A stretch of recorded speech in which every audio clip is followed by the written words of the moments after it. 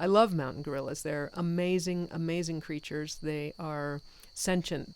When you look in their eyes, somebody's home. We are privileged to be able to work with them. They allow us in their midst. We think there are about 800 mountain gorillas total on Earth. Every gorilla life counts. There are so few mountain gorillas that every single life is important. And that's why we're here. The gorilla doctors are a dedicated, hard-working team of veterinarians who continue to work long, hard hours under very harsh conditions to save these animals.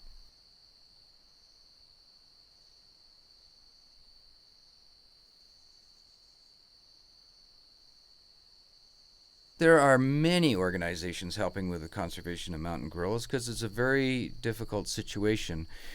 But we're the only organization that actually provides medical care in a direct way to the mountain gorillas. MGVP is basically here to monitor the health, and we do treatments for two major problems.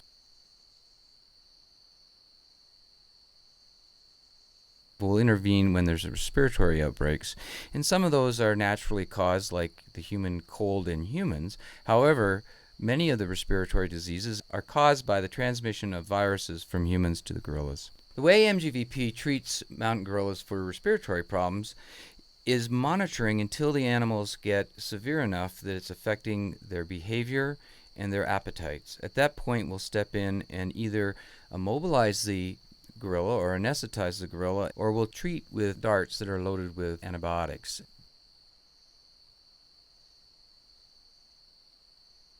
Snares are not set for gorillas. They're set for antelope, and it's just a noose, a rope or a wire noose that's set on a piece of bamboo to spring.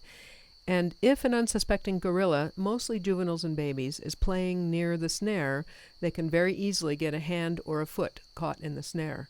The snare becomes tighter and tighter and tighter. The limb can either fall off, become gangrenous and fall off, or there can be a severe infection set up and the animal can lose its life.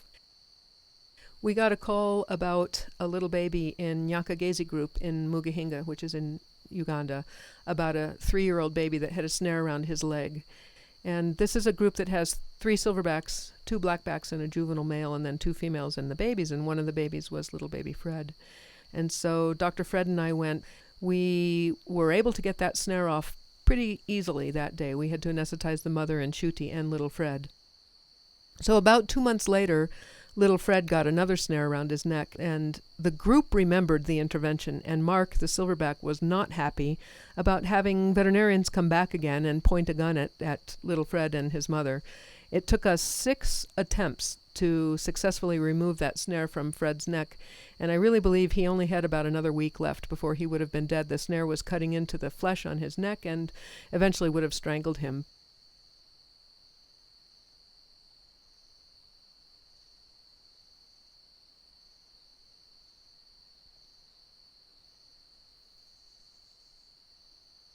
These babies, when they're finally confiscated, are usually very, very traumatized emotionally and physically, and they need immediate medical care. And that's when gorilla doctors are called in.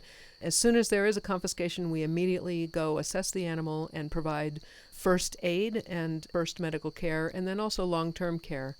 We've had babies that have had gunshot wounds. We've had babies with pneumonia, with severe lacerations from the leashes that they have around their waist. And one baby was stuffed into a cabbage sack and was dehydrated and hot. And probably several of these orphans would have died if they hadn't had that emergency care.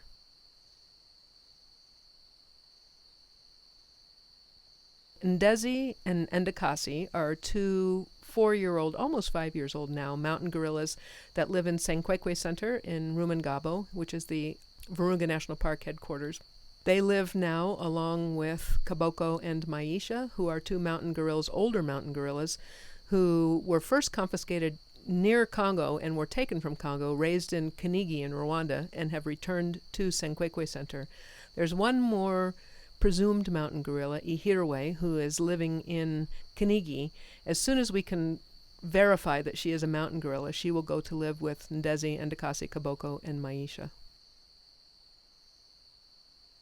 One Health is going beyond just looking at the health of mountain gorillas. We want to look at the health of other wildlife, of the humans, the really dense population of humans surrounding the park, and their livestock, because the health of the gorillas depends on the health of those other populations. As of 2 years ago, the Mountain Gorilla Project teamed up with the University of California, Davis. That expanded our ability to provide the One Health approach.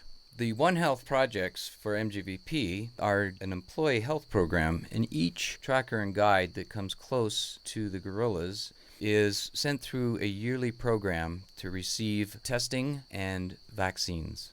Another program is the University of California, Davis sends human doctors over to augment the services at the local hospital. We are doing a rabies program in the dogs and cats that are surrounding the park, because that's a public health issue and also a danger to the gorillas. And then lastly, we're doing research projects that will help us monitor the domestic animals.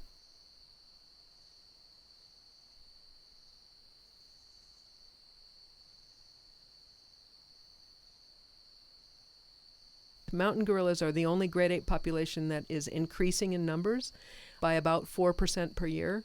And through a paper that was published last year, we learned that gorilla doctors are responsible for perhaps up to half of that growth each year. So we always thought we were doing a good thing, but now we know that by saving individual lives, we are helping grow the population.